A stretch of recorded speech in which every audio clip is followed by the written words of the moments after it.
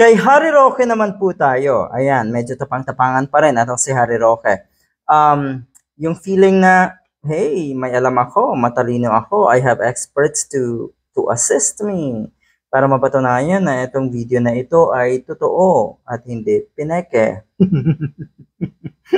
Tuwang-tuwa yung mga litsugas na yan dahil umabot daw ng almost 24 million views na itong video na ito sa social media platform na itong si Maharlika. Kung akala niyo naman talagang dahil 24 million ang nanood, ay 24 million din ang naniwala. Mas masaklap yan dahil kumala talaga yung video.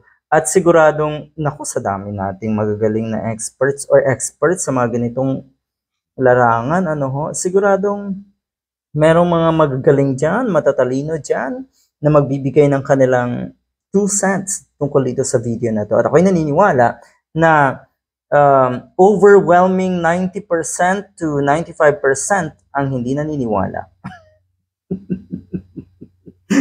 Diba? Tuwang-tuwa etong mga to. At ang sabi ni Harry Roque, yun nga, kuno nga ay kabado na ang kampo ni Marcos Jr., aligaga na daw. No, hindi pagiging aligaga, yung porsigidong imbestigahan, porsigido ang gobyerno, ang ilang ahensya, CIDG, NBI, at kung ano man, hindi yun pagiging aligaga, lalong hindi yun pagiging kabado. Kayo po ang dapat kabahan dahil yun nga, paiimbestigahan. Paiimbestigahan, gumagawa na ng investigasyon, kumikilos na po, hindi yan agad-agad, kaya kayo po ay medyo tapang-tapangan pa rin ngayon. Sabi kasi ni Maharlika, ang bagal daw ng mga kaso. Kailan lang naman kasi yan inilabas? 2 days? 1 or 2 days ago. Natural lang na pag-aaralan yan. Bubulagain na lang po kayo niyan. Katulad ng nangyayari kay Roque, diba? Binulaga siya. Hindi actually, ang mga sitwasyon ni Roque, halimbawa, yung pagkaka-expose ng kanyang connection sa Pogo, yan po ay bulaga, binulaga siya ng tadhana. Binulaga siya ng pagkakataon. Okay? So, ganito ang posibleng mangyari sa inyo. Bubulagain lang po kayo. Kaya lang sa puntong ito, ang pamahalaan, ang gobyerno po ang bubulaga sa inyo. Ang mga ahensya na porsigidong paimbestigahan kayo, ang bubulaga sa inyo.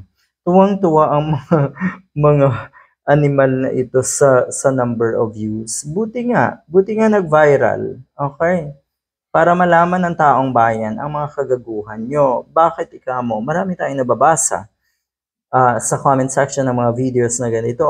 Ay kahit yung mga DDS mismo ay nadismaya sa kababuyan o sa kasinungalingan netong mga nagpakalat or kung sino man ang pinagmulan netong video nga na ito. Ayan si Harry Roque, kung nakikita nyo po, meron pa siyang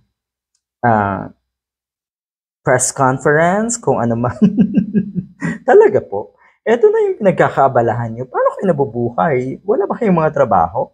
Okay? Sa punto ko, halimbawa, ako nagba-vlog, gumagawa ng mga ganitong commentary or reaction video. Pero pagkatapos na ito, nasa negosyo ko. Nasa negosyo na ako.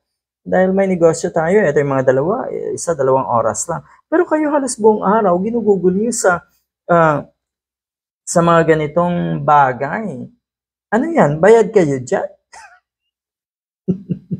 Natural, pag meron kang mga ganitong event, natural gagastos yan. So bayad yan? Nino? Diba? Ito yun, patunay na hindi fake at hindi AI ang Pulveron video. Yon. So may kung ano-anong ipinapakita itong si Mr. Harry Roque. Okay, iiwanan kayo ng salitang ito. Sige lang. Namnamin nyo. Yung kuno ay napakaraming views. Pero sa bandang huli talaga, marirealize nyo na, oo nga, mali. At sigurado tayo, mahihimas-masan din kayo.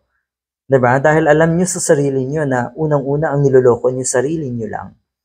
Pangalawa, umasa kayo na maraming mapapaniwala. Sa tingin ko ay nagkamali kayo. Dahil mas marami po ang naniniwala na itong video nga na ito ay hindi totoo. Good luck!